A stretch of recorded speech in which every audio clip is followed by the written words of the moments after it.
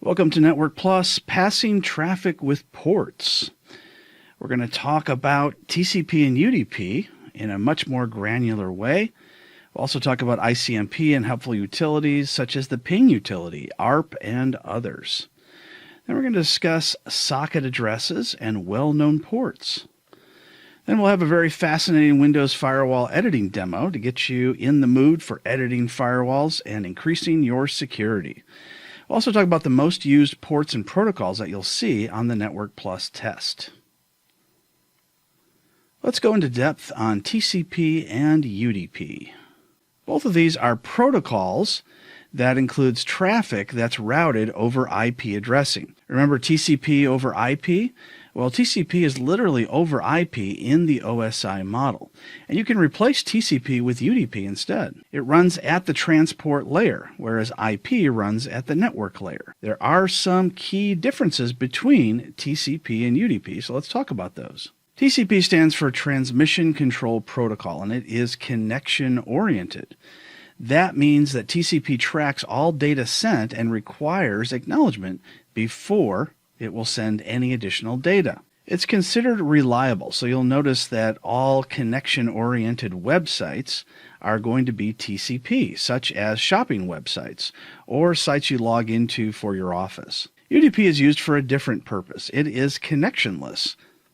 And although that sounds bad, it actually has something that's useful. There is no acknowledgement that any data packets even got from point A to point B. However, this is where UDP shines over TCP, and that is it's very fast. Most locations out on the internet you're going to find are TCP or connection-oriented. However, you're going to find some sites like gaming sites are going to use UDP because it doesn't care if every single packet gets there. It just wants to get there as quickly as possible. Let's talk about risky ports, or ports that we use for passing traffic. The first 1023 are what's called well-known ports. Then after that, you've got 1024 through the 49,000 range. Those are called registered ports. Registered ports are registered with the IEEE by companies and organizations. Many of these organizations have gone out of business but are still registered. An appeal has to be made by another company to have them overwritten, whereas well-known ports are used by applications. They're well known to every operating system, such as 110 for POP3 or 25 for SMTP. Then we have what's called dynamic ports from 49,000 up to the very last port of 65,000. Dynamic ports are used for connectivity, such as someone connecting to port 80 for a website. However, the next person that connects to port 80 could cause an issue. You can't have two people both connecting at port 80. So the first user gets redirected to one of the random high number ports, so the next person can connect on port 80 for the same website. Now that we know the difference between well-known, registered, and dynamic, let's talk about some specific ports. TCP 135 through 139 was traditionally used for Windows file sharing. However, it's not secure. It doesn't actually send encrypted data. So it's been mostly replaced by TCP port 445. And that's used by Active Directory when you have a file server that's sharing a folder. And then a user connects to it, it connects to it on port 445 where it can send in an encrypted stream. Another risky port would be Telnet, which is port 23. It sends all of its data in clear text, so it could be easily hijacked and read, such as the username and password. This has been replaced by TCP port 22, which is now called Secure Telnet, also known as Secure Shell. Then we have FTP, which is also sending your username and password in clear text, where it can be hijacked. This has been mostly replaced by SFTP, which is Secure File Transfer Protocol. ICMP stands for Internet Control Message Protocol, and this is an error reporting protocol that many different devices and operating systems use. It can be used by routers, computers, phones, tablets, switches. A lot of different devices can use ICMP and its related utilities. One of the main protocols of the Internet Protocol Suite is ICMP. All modern routing and switching equipment all use the tools that ICMP offers. And one of the great things about it is it gives us error reporting. It tells us when there's a problem. It doesn't necessarily tell us how to fix it, but it does tell us when there is an issue that needs to be fixed. One of the primary tools in the suite would be ping. And if you ping something, that means that you're trying to see if it's alive. So if I type the word ping followed by an IP address or a host name and I get a timeout, I know that there's a connection issue. And there's a lot of other utilities in the IP suite using ICMP as well. Let's do a demo of some of these ICMP utilities. Let's take a look at some of the tools that we can use for ICMP. So for instance, we can start up by just saying ping 8.8.8.8, which is a Google DNS server. And we see we get a reply. We can also add some additional switches. So for instance, if I do a -T, it's just going to continue pinging the same way a Linux computer does, and that is it will continue pinging until you hit Control-C. Let's clear the screen and do another switch. So if we do a ping -A, it's going to resolve the name to the IP address. So we see 8888 is dns.google. If you take a look at the reply from, we see the bytes are 32. So by default, there are 32 bytes. But we can change that. So if we did -L, for instance, and we typed in 100 bytes, hit enter, we see that I've changed it from 32 to 100.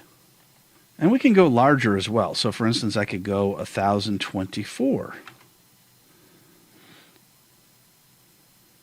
Now when you really go large with the sizes, then they're going to be fragmented, anything above 1500, and it's going to take a lot longer. So this is a really good test to see your speed for sending larger packets. Another tool that I like to use with ICMP is something called path ping. So if we do a path ping to that same address, you can see it not only pings it, but it also does a trace route to it. It tells us how many hops it's going to take from where we are now to our destination. We could also do trace route, which does a similar thing. Now I like to use the -D so it won't resolve everything and take forever. If you don't do that, then it will resolve all the hosts to IP addresses. So it's going to send 3 packets to each of the different IP addresses from our source to our destination. Sometimes you're going to see timeouts, and that basically means one of two things. And this is why we use traceroute, as well as path ping. And that is, we want to find out if we're having problems getting from point A to point B, where does the problem lie? Does it lie at number 5, number 6, number 7? Where are we having a problem? So if you get a timeout, it either means that pinging is turned off or ICMP is turned off, or it could mean that the route is down. And then what you do is you would call the ISP and you'd say, hey, I'm trying to get to this destination, but this route is down. Then they look into it, fix the route, and then it's good. I also like to use another tool called NSLookup. And once again, we'll put in our IP address, and we see that's DNS Google. But you don't have to use an IP address. You can actually use a name of a website. So I'll do Microsoft.com. And I'm looking up the name server for Microsoft.com. And look at that. I see a whole bunch of different addresses. So all these different DNS servers are helping me resolve Microsoft.com to an IP address. So the IP addresses that they've given me are listed here under addresses. So that's not the address for Microsoft.com. That's the DNS servers that are serving up what the host record is pointing to. So without those servers working, I would never know where Microsoft.com actually lives. IP tools built into Windows are very useful and free of charge. There's also useful third-party tools such as Wireshark and Nmap. A good idea is to set up a virtual machine test so you can try these all out without causing any problems with your production equipment. Socket addressing takes a TCP IP address as well as the port that's going to be used for connection. It puts it together and it creates a socket address. So if we have our TCP and UDP ports all added up, it's going to be 2 to the 16th power for each one, and that adds up to 65,535 ports for each type. And these ports are kept from collision by using socketing. So the IP address is added to the port in the IP packet. And that's all part of encapsulation when the data is about to be sent from computer A to computer B. TCP/IP creates the socket address as an identifier, and it's unique through all the internet networks. With TCP/IP, sockets are not going to be tied to a destination address. Applications can send messages that specify a different destination for each different datagram. Or they can tie it all up for a single address. It's up to them. Let's take a look at a socket address example. First, we take an IP address. We see here 192.168.20.200. Then we have a port number. We combine the two and put this information in the data as it's sent to the destination. These four pieces go into the IP header and the transport layer protocol header as all part of the encapsulation. By creating a socket connection address, we guarantee that the connection will not collide with any other connection attempting to use the same port. Well-known ports. These are ports that are known to applications. In TCP and UDP networks, a port is an endpoint, and that endpoint is a logical connection and a way for a client or a program to specify a server or a computer in a network. The port number is an identifier, and it tells us what type of port it is. For example, we could say port 80 is used for HTTP traffic, port 443 for HTTPS. Some ports have numbers that are assigned to them, and these are called well-known ports. And they're specified in the request for comment 1700. There are 65,535 ports for both TCP and UDP. But only the first 1,024, or 0 through 1,023, are reserved for privileged services and designated as well-known ports. Which ports and protocols are most used? The most common protocols that are used on a PC or a server are TCP and UDP. They both run on top of IP. TCP stands for Transmission Control Protocol, and it runs at the transport layer. UDP also runs at the transport layer, and it stands for User Datagram Protocol. And they run on top of IP, which runs at the network layer, and IP stands for Internet Protocol. Now let's take a look at maybe some of the protocols that might be asked about in your Network Plus exam. DHCP uses UDP port 67, and this is for automatically assigning IP addresses to clients. DNS, which handles names to IP address lookups, could be either UDP or TCP. LDAP, which stands for Lightweight Directory Access Protocol, is used to query usernames in Active Directory, and it uses TCP port 389.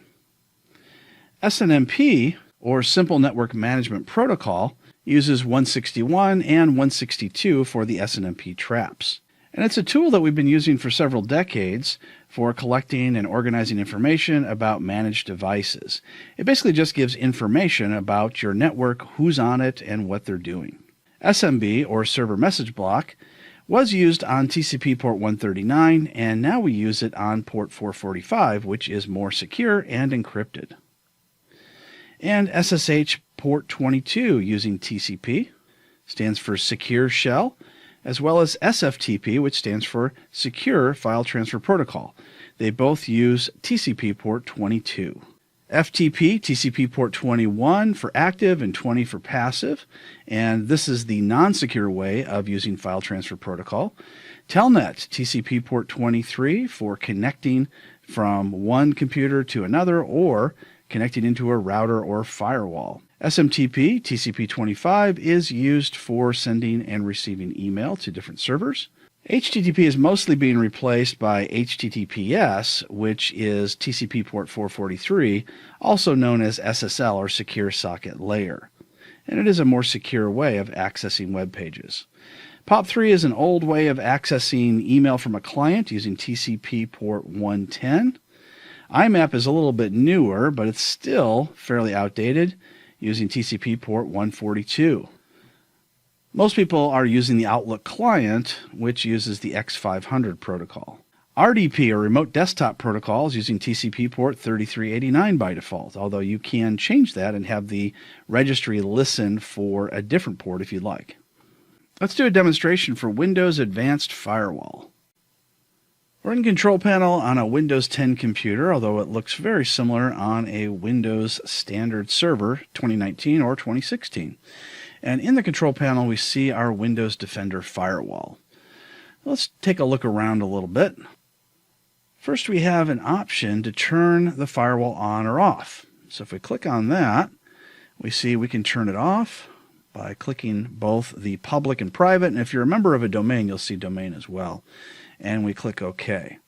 Now we're going to see that this is not recommended, and that's because it does allow hackers to get into your computer. So it's definitely not safe to do it this way.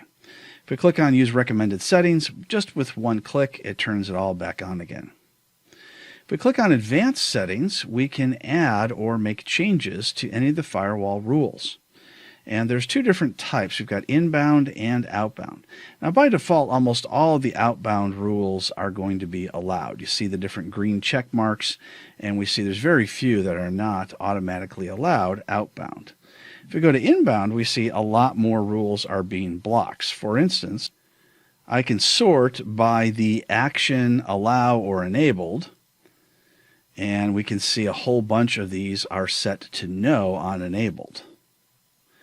And we don't see the checkbox next to each of these until we get down here. So you can see there's more disabled than enabled. Now we can easily enable any one of these ports. So if we have something we would like to enable, we can just right-click on it and choose Enable Rule. This, by the way, is the echo request, which turns on ICMP. So without this enabled, you're not going to be able to ping this computer. Now we can ping this computer from another computer.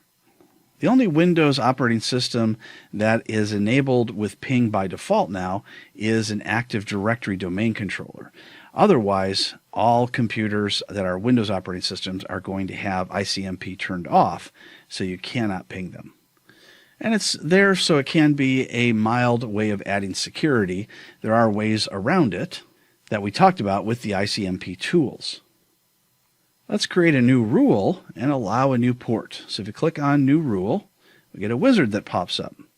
So we have several options. One is to allow a program through. So a program, if it has specific ports that are known to it, it will automatically open up those ports.